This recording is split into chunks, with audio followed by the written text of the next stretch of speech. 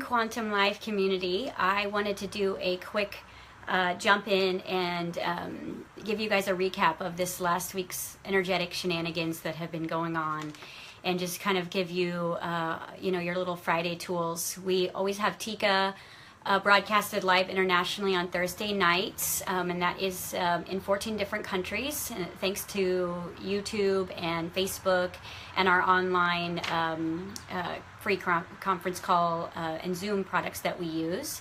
And I wanted to just share a little bit of a recap energetically of what is going on, and help everyone make sense with it before I go into the Quantum TICA class and do our weekly channeled Q&A.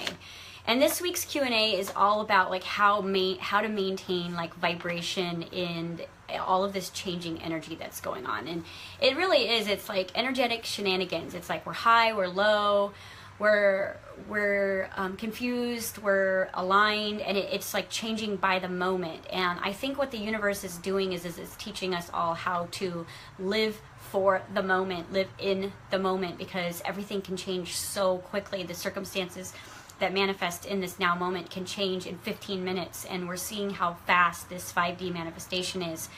And I wanted to give you a little recap and then some tips for the coming weeks, because if you've been in TICA, you understand that it's a fast-moving ride. And I just wanted to first and foremost thank all of the people who have started off in the community, or started off following us on YouTube, or following us on our podcasts, and then have moved over to the accelerated class. I don't apologize, and I don't baby step that group. It's very fast. A lot of times, even last night, it was going too fast for me. I was talking about death of the ego and how this process of us integrating our ego into our heart is, it's scary, it's painful, it's, and not for us, not for our higher selves, but for this little wounded, little wounded warrior within you that's been your biggest critic and your biggest narcissist that lives deep within you, and how that feels during that transition of integrating that, and how confusing it can be at times. For me, going through the highs and lows of the last couple of months' energy, even the beginning of the year, it's been kind of a whirlwind of highs and lows, and really manifesting a lot of old wounding that's been coming back up to show us where those lower vibrations are rooted into our consciousness, so that we can change them with a higher level of awareness. That's why we're all so much more aware than we were this time last year. We can take a look at our programming, we can take a look at our patterns, we can take a look at our belief systems from this higher level of awareness. And with love, we can challenge them, change them, and shift them into more of a love-based frequency that we can move forward with. A lot of our old bag of tricks that we've used to get out of situations, or manipulate situations, or teach our way out of situations, or love our way out of situations, is no longer working when it's done from this lower self. Everything needs to be done from higher self now. And if you're noticing that if you're trying to make things work in your old routines and your old patterns, you're hearing crickets. Nothing's moving, nothing's shifting. The opportunities are not showing up when you try to use your old kind of tactics to manipulate your way into making your life work. And when I say manipulate, I don't mean that in a negative way. Manipulate is to bend and change energy. So what happens is when we manifest something that we're not necessarily excited about, or doesn't feel like in alignment with our goals, what we do is we immediately go into solving the problem, and we try to manipulate how we can make it work for us. We try to have a discussion with it. We try to figure out why we manifested. And then actually what we're doing is we're moving into that spiritual ego. And that spiritual ego is that place of trying to figure out spiritually why your life is not working. And really what we have to do is just go back into the workshop and look at our patterns, and look at the manifestations of just rooted old belief systems that are presenting themselves to be cleared and cleansed through this newer vibration. I really have been coming out the other side, and I just wanted to thank, like I did last night, everybody who's been kind of following me. They can see in real time, because I don't sugarcoat anything, how I've been high and low and high and low, And that's important for me to be able to share that, you know, the dips and the dark nights are really where the most profound growing is. Because when you can sit in a space and literally say, I am not tolerating this anymore.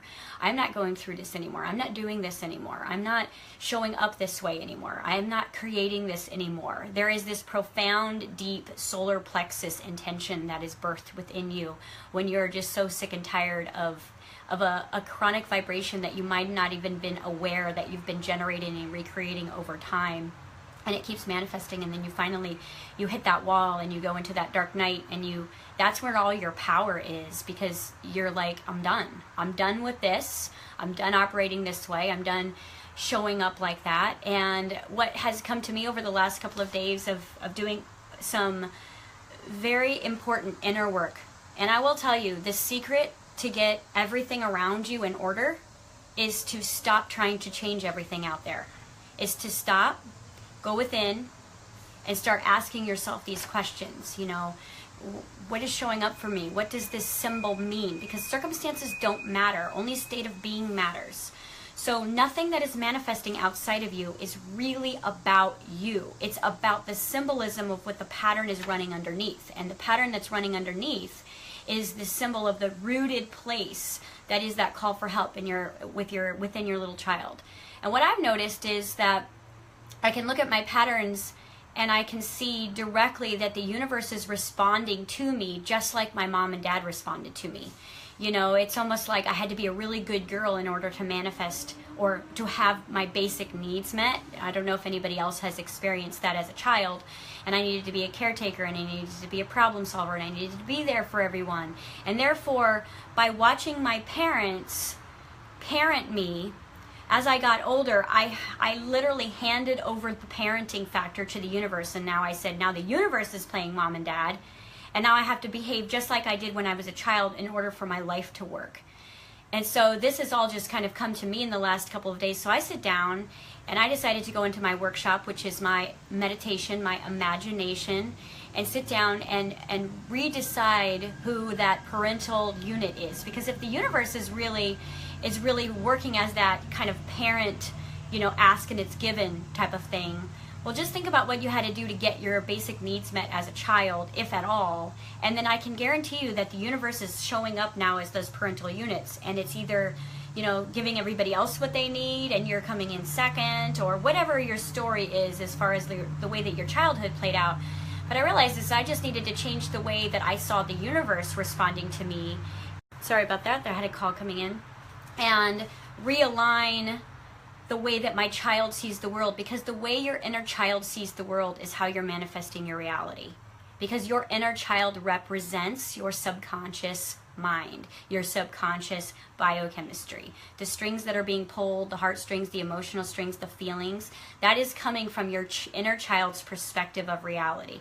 So your conscious perspective of reality, in the moment, it's 10 steps ahead, it's goal planning, it's future setting, and then there's this little inner child that's saying, yeah, but our needs are not met, and we can't have what we want, and people don't see us and hear us, and we show up for everyone else, but no one shows up for us.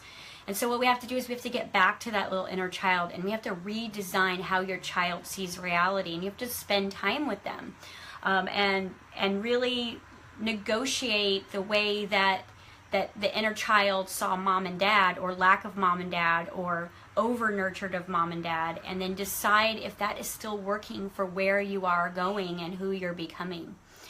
And that really has helped me out a lot, because, you know, things have really manifested beautifully for me over the last 7 years, but not without staying completely in the present and being aware. But I don't think that this journey needs to be hard at all.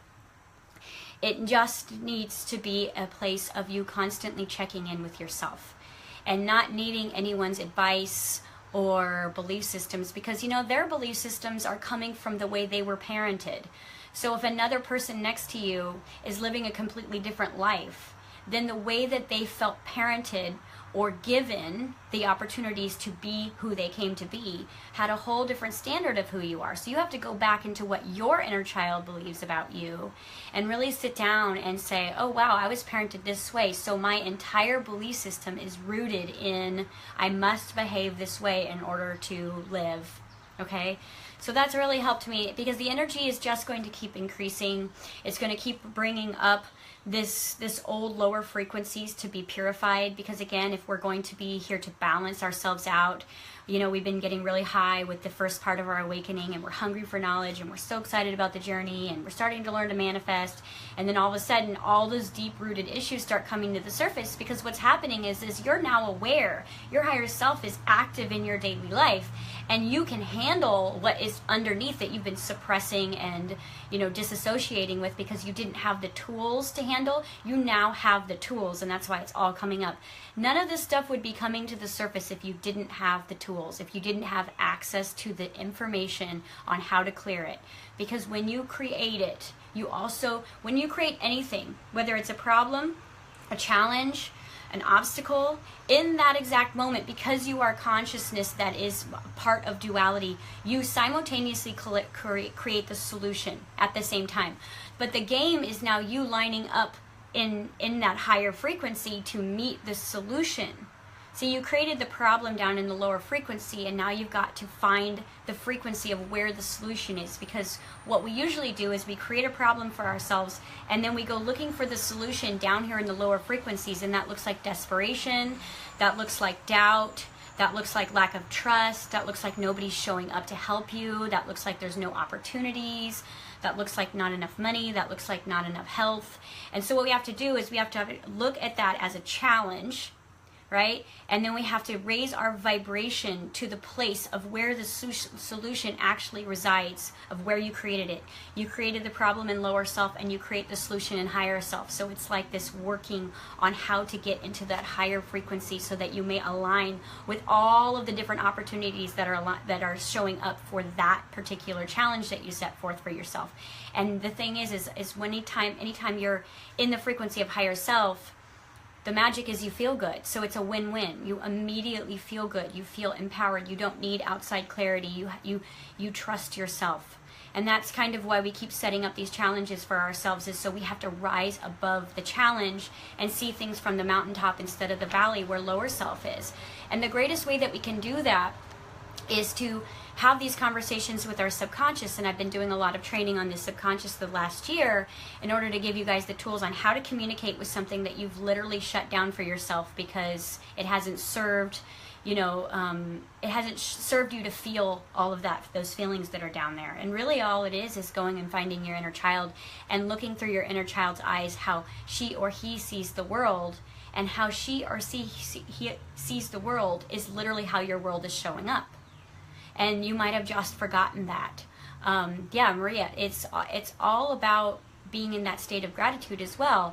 And a lot of times when you're in a really, really low place, it's the easiest place in the world to find gratitude, because that'll shift you into a higher perspective. But at the same time, when your life is not working for you and you've been on this spiritual journey for a really long time, you're probably moving into anger.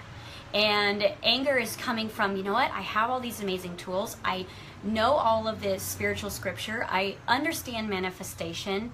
And why is this not working for me? And that is also a really important power center for you, because in anger or frustration, you have access to change.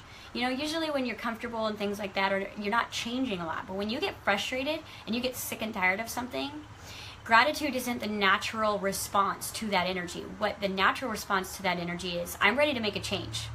And I'm ready to use the tools that I have, which is actually a form of gratitude, but you're not sitting down into that graceful gratitude and saying, oh, I'm so grateful that I am abundant, and I'm so grateful, because you're in that power place. You know, especially a lot of the goddess energy that's being awoken on the planet. There's this natural sense of this masculine strength within us. And whether you call it the, you know, alpha female or whatever, we have this inner strength that we are finding in daily situations that we never knew we had. And there's going to be collective pain attached to that because of suppression and rejection along the timeline of being a feminine, you know, being. And so we're also cleaning up a lot of our bloodline, and we're cleaning up a lot of our lineage, and we're doing all of this simultaneously. So there's a lot, thousands and thousands and billions of years of timelines are being cleared in this lifetime. That's why everything is hitting us so hard. We are just karmically cleansing. It's like spring cleaning for the soul. So everything is like, you purify one lower vibration and another one shows up and you're like, oh my gosh, I was doing so well. And then all of a sudden, boom, boom, boom, boom. And it's just stay in that place of whatever form of gratitude is serving you in the moment, which means if it's gratitude for your basic needs, which is root, gratitude for your sacral, which is your creativity, gratitude for your personal power, your ability to speak your truth, gratitude for your loving heart, gratitude for you to be able to speak your truth now where last year you couldn't, gratitude for you to sense and see the unseen forces that are helping you, and the gratitude of knowing. And the knowing is that everything is always going to work out perfectly and divinely, and all I have to do is see the world through the eyes of my higher self instead of my lower self, and then stand in that resonant frequency long enough to allow everything to shift around me, and the opportunities and circumstances and events that are aligned with a higher vibration than will align with me, instead of moving into that lower place and begging and pleading for help like we've had to do our whole lives. So hopefully this you got a little nugget out of this. Otherwise, I'm about to jump over to our Quantum Life TICA group, and we're going to do our channeled Q&A. I'm also going to do a recap of last night's class where I went through the process of how the ego is actually going to integrate once the heart fully opens. It was a really fast-moving class, so some of you might have to watch it twice. And this coming week, I'm going to be doing 2 podcasts, one on self-love and self-respect, and another one on suicide, and our suicide and kind of the new energetic sensitives that are out there being awoken and birthed right now. With all this heavy, intense energy, and as our ego begins to integrate into the heart center, you know, there's a lot of people who are not going to be ready for that, and their first feelings are going to go towards that suicide, and how to support someone who's going through that, and how to support yourself if you're feeling that. So that's going to be the podcast that I'm going to be doing probably Monday for you guys on that. So have a great weekend, and hopefully you got a little something from this.